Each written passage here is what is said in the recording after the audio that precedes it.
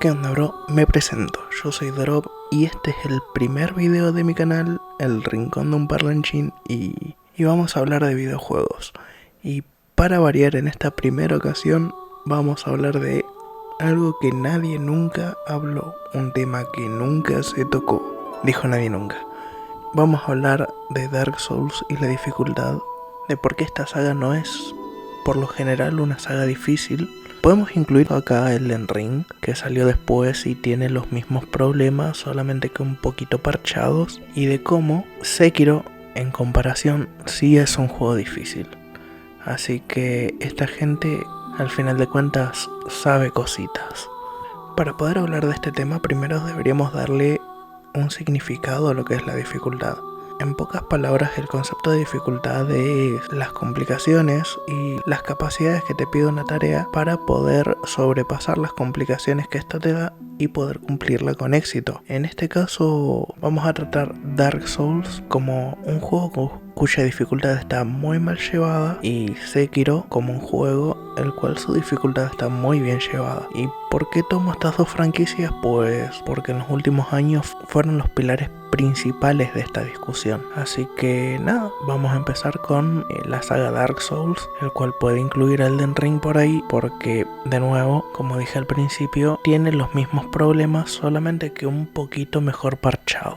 Ahora, dicho problema es básicamente el hecho de que lo único que te exige el juego para poder completarlo, o bueno, la saga, toda la saga completa, tanto los tres Dark Souls como Elden Ring, uno, que tengas la suficiente paciencia como para no cerrarlo, y la otra es que tengas reflejos como para poder esquivar un ataque a último momento todo el tiempo. La paciencia la necesitas porque básicamente tu personaje se va a morir de un susto y una mirada sospechosa, básicamente. En Dark Souls los personajes no aguantan nada, no aguantan ni que los soplen medio fuerte, haciendo que la dificultad principal del juego sea morir fácil y morir mucho y tener que andar recorriendo siempre un sendero para llegar a desafiar al jefe de nuevo, porque tampoco es que te dejen ahí al lado del jefe cuando el jefe te mata. Tenés que recorrer cierto sector del mapa desde el último punto de control hasta la sala del jefe. Esto se parcha más o menos en Elden Ring con el uso de las estatuas de Marika. No hagan bromas, porfa. Estas estatuas por lo general se encuentran al lado de zonas medias complicadas y hacen de punto de control temporal si te morís intentando realizar esa acción. Generalmente están al lado de la sala de los jefes. Y también te exigen tener ciertos reflejos, porque en este juego, contrario a muchos otros, los ataques del enemigo están un poco teledirigidos, por así decirlo. Es decir, siempre te van a seguir hacia donde te muevas. Y la única forma de evitar completamente el daño de estos ataques es esquivándolos en el momento justo, ya que las esquivas en estos juegos tienen un sistema denominado el frame de invulnerabilidad. Es decir, un pequeño frame cada vez que esquivas en el que sos completamente invulnerable, y tenés que aprovechar de este dicho frame para evitar los daños de los ataques del enemigo, ya que por mucho que corras el ataque va a ir en tu dirección. No pasa como por ejemplo en los monstruos de Monster Hunter, en el que el enemigo hace un ataque y el ataque tiene una trayectoria predeterminada. No te tenés que posicionar alrededor del ataque. El ataque va a ir hacia vos, te va a pegar, y lo único que puedes hacer es o levantar el escudo evitando el daño, pero al mismo tiempo perdiendo una ventana de castigo hacia el ataque del enemigo. Así que sí, lo recomendable es que esquives siempre. Y estas dos cosas juntas hacen que el juego sea primero frustrante y segundo molesto, porque tampoco es que maneje estos estándares de dificultad que siempre se les atribuye. Y hay un tema también que hay que remarcar con esto de andar esquivando los ataques de los jefes, y es que Elden Ring también lo parchea medianamente, tanto para esquivarlos como para cubrirlos, ya que los ataques principalmente de los jefes de Elden Ring hay veces que los manejan con cierto delay. ¿Qué quiere decir? Que el enemigo te va a atacar, pero a veces el ataque se retrasa y a veces el ataque se adelanta, haciendo que sea un poquito más difícil de predecirlo. Sin embargo, en este último título, a la hora de levantar el escudo y cubrirte de los ataques, tenés tipo un contragolpe de escudo haciendo un ataque pesado una vez que el ataque del enemigo impacte en tu escudo, permitiéndote castigar el ataque del enemigo sin perder tanto tiempo como en los juegos anteriores. Así que de cierta forma estas cosas fueron parchadas en Elden Ring, dándole un poquito más de profundidad, pero tampoco es como que se parchen del todo ni sea de una forma tan adecuada, porque al final del día en Elden Ring te pasa lo mismo que te pasa en Dark Souls, que es que te morís de un soplo y una mirada sospechosa, básicamente. Irónicamente ocurre todo lo contrario en Sekiro, ya que si bien sigue existiendo el primer problema de tener que recorrer un sector entero del mapa a la hora de ser derrotado por un enemigo o por un jefe, este sí exige no mucho, sino que muchísimo más a sus jugadores, ya que la única forma de terminar Sekiro es aprendiendo a jugar Sekiro. Todo lo que hace el personaje tiene un uso, tanto en el mapa como en las peleas, ya sea el agacharse, ya sea saltar, ya sea cubrirse, ya sea hacer parries, ya sea todo. Además, en este juego se añade dos mecánicas en particular. Uno son las herramientas de Shinobi, ya que, spoiler, Sekiro es manco, no es joda, le falta un brazo.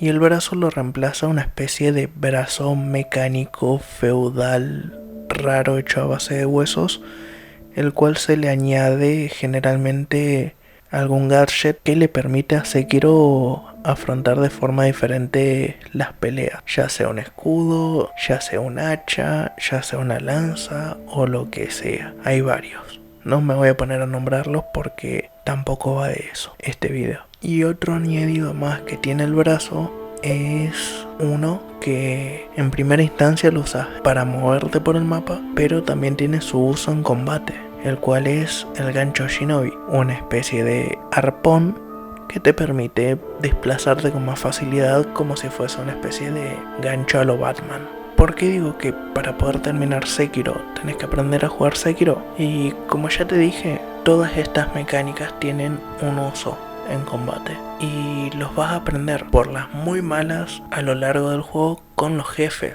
ya que estos funcionan como una especie de lección para el jugador. Su función es enseñarte a usar estas herramientas, y esto se puede ver con un poco más de fuerza en los primeros 3 jefes, siendo estos Yobu, Oniwa, no sé cuánto. Entra en la arena gritando su nombre y me da un poquito de ansiedad este bicho, no porque se me dificulte, sino que, no sé, me da cosa. La dama mariposa, que es el segundo jefe, y Genichiro en su enfrentamiento en el templo Ashina, donde su segunda fase es la senda de Tomoe. ¿Y por qué se ve con más fuerza en estas 3 peleas? Pues simple, Gyobu te enseña de cierta forma a usar el gancho Shinobi como no solamente una herramienta de desplazamiento, sino como una herramienta para controlar las distancias en combate, ya sea alejarte para respirar y poder curarte y también revelar tu estrategia, sino que también te sirve para acercarte al enemigo y castigarlo cuando éste intenta huir, lo cual es bastante divertido de hacer y es la única forma de ganar la Gyobu, aprender esto. Segundo, tenés a la dama mariposa, una vieja chiflada que en su momento le hizo de mentora al protagonista. Esta vieja va a estar siempre jugando con ilusiones y jugando a distancia en la pelea. La única forma que tenemos de derrotarla es ser súper agresivo, sofocarla y presionarla constantemente, estar todo el tiempo pegado a la vieja pegándole. Y Genichiro, la forma de ganarle a Genichiro, la única forma de ganarle a Genichiro es entender que al final del día Sekiro también es un juego de ritmo, no solamente es un juego de acción, ya que no siempre vas a estar pegando, sino que también vas a estar recibiendo golpes y vas a tener que entender un equilibrio entre cuándo atacar y cuándo defenderte, lo cual hace del juego un poquito más complicado. Sumado a esto, defensivamente también tenés tus mecánicas, ya que a la hora de cubrirte tenés 3 tipos de guardia. Una, que es la normal, que es cubriendo el ataque, que vas a recibir un poquito de daño y te va a afectar un poco la estabilidad. Después tenés la guardia perfecta, que se da si lo haces un poquito más cerca del impacto. Esto se va a ver un destello un poquito más grande cuando el arma del enemigo golpee tu espada cuando te cubrís, y lo que va a hacer es que, contrario a la guardia normal, esta no tenga ningún contratiempo, es decir, no te haga ningún daño ni a tu salud ni a tu estabilidad. Y después, si lo haces, si te cubrís justo cuando el ataque del enemigo va a impactar, vas a hacer uso de una mecánica denominada parry. El parry, contrario a las otras dos, no solamente evita que sufras ningún tipo de daño a la hora de recibir el ataque, sino que también dañes la postura de tu oponente, haciendo que tu tarea sea un poquito más fácil si aprendes a hacer parries. No es una exigencia al final del juego para poder terminarlo, pero sí es una herramienta bastante vital para facilitarte la tarea. Lo mismo pasa con lo que te mencioné antes, las herramientas de Shinobi. Esas no te las van a dar, a esas las tenés que encontrar sí o sí. Y si bien no son necesarias para terminar el juego, sí que son una ayuda muy fuerte a la hora de afrontar cada desafío, haciendo que este título tenga muchas mecánicas que te facilitan a la hora de querer terminarlo, siempre y cuando aprendas a usarlas. Por eso, este título, en comparación a los Dark Souls, sí es un juego difícil. En conclusión, Dark Souls tiene una dificultad muy mal llevada, pero no mal llevada porque te insulte, sino mal llevada porque no está bien hecha, por el hecho de que el juego es frustrante, molesto y no tiene muchas exigencias al jugador a la hora de concretarlo. Y Sekiro está muy bien llevado porque, si bien no todas sus mecánicas son muy necesarias como para terminarlo, pero sí te ayuda muchísimo a aprender a jugarlo si querés terminarlo de forma eficiente, haciendo que para poder terminar los Dark Souls tengas que ser únicamente paciente, y para terminar los Sekiro tengas que aprender a jugar Sekiro.